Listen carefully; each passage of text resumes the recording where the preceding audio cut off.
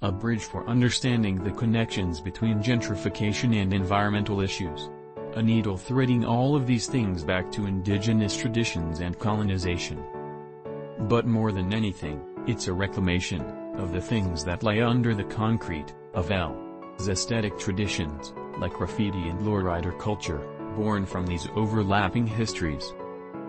The collective has been sparking these kinds of conversations in its work since it was formed in 2017 by a group of mostly UCLA students. We spoke with 3B members Oscar Magallanes, Alfredo Diaz, Estrada, Khosravifard and Gustavo Martinez about the cycles that repeat themselves, the trauma of seeing their neighborhoods change and the ways in which their first tell show attempts to make sense of it all, through paintings. PH. Your work feels very rooted in history while also pointing toward the future. How do you strike that balance? Estrada, we make work for ourselves but also the community that we identify with. Murals themselves are storytelling, there's so much history to it. And that's something that we take into consideration when we do our murals. We always make sure we acknowledge the space that we're in, we do our research and see what indigenous people were there, what community is there and what's going on with the environment.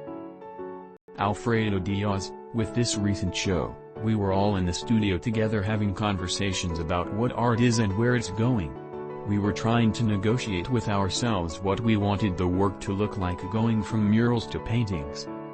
So we're definitely referencing Chicano history and indigenous history, but instead of it being fully referential, it's trying to figure out what we want Chicano to look like in 2021 or 2022, and moving forward.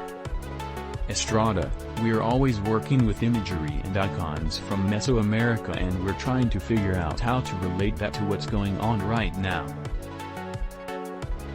Sadly, the funny thing is that some of the conversations that we're having are still going on, about genocide, about black and brown bodies being discriminated against, systemic racism. We are looking at how it's essentially carried on to today.